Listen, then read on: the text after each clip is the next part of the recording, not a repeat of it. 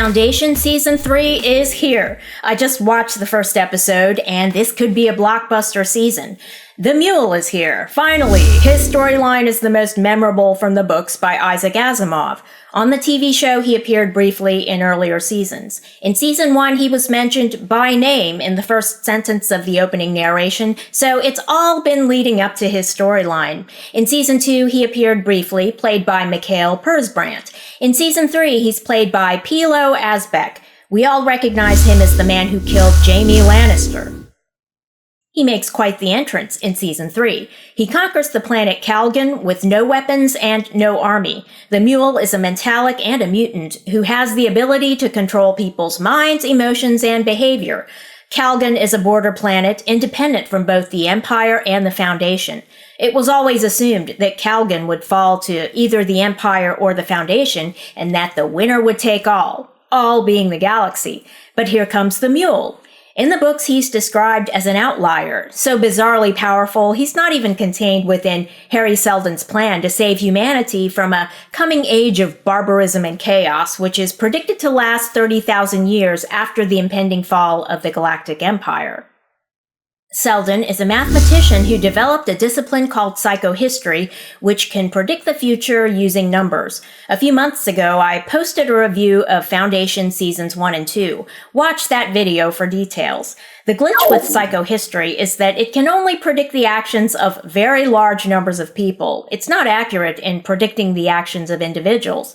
And the Mule is so unpredictable anyway, even by human standards. His mentalic powers are beyond even those of Gale Dornick, who is one of the most powerful mentalics. Her character is reimagined as a mentalic for the TV show. She and Seldon train a group of outcast mentalics in Season 2, and as a book reader, it seemed to me that they would eventually become the Second Foundation, who are the real guardians of Seldon's plan. We'll find out anyway this season. The Season 3 trailer dropped a couple of weeks ago and answered one of the big questions for me. Why did Hari Seldon give the Prime Radiant to Demerzel at the end of Season 2? The Prime Radiant is an advanced, maybe interdimensional object that contains all of Seldon's calculations for psychohistory. Demerzel is the last remaining humanoid robot in the galaxy, and she's sworn to protect the Empire. More specifically, the Cleonic dynasty, which the Foundation was designed to defeat and replace. So the trailer shows us a moment where Gale says, "The Mule's abilities are far beyond anything I can do. We need the Foundation and Empire to beat the Mule. We act together or we lose." Boom. Demerzel controls the Empire, and Seldon controls the Foundation. So at the end of Season 2, Hari was seeking Demerzel as an ally. That's what it seems like to me. That's why he gave her the Prime Radiance. In Season 3, we get a downsized Empire, or as corporations like to say, right-sized. A manageable size. The Cleonic Emperors are back. They're all clones of Cleon I, decanted and placed in service 3 at a time at 3 different ages: dawn, day, and dusk. But because of genetic drift and outright tampering with the genetic material, each Cleon is unique and has his own quirks, although they maintain the fiction that they're all the same person.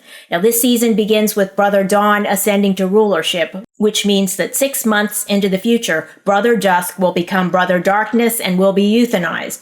Now, Episode 1 has a hilarious scene of Brother Dusk rewatching video of each Brother Darkness being euthanized. Some of them try to run, and we see Demerzel pushing them back into place to be euthanized. She has a tremendous backstory. Watch my earlier video for Demerzel's history.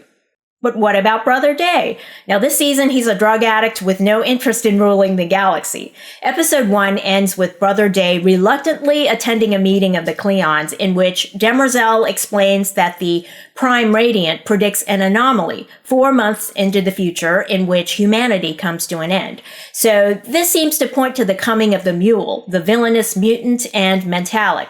Yet he is human.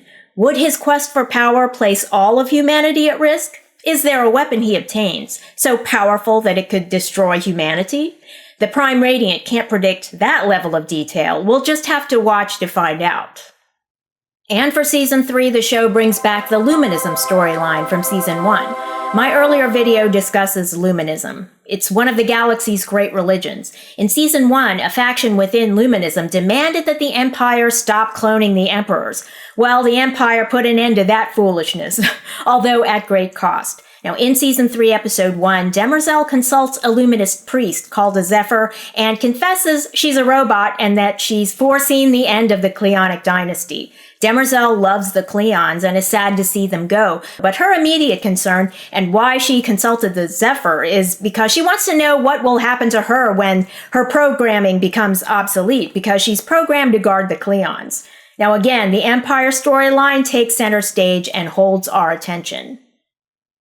This makes the TV show very different from the books. The books don't include the Cleonic dynasty. Many aspects of this show are different from the books, so even for book readers, there are plenty of surprises. Strongly recommended. Thanks for watching, and if you enjoyed this video, leave a like and don't forget to subscribe.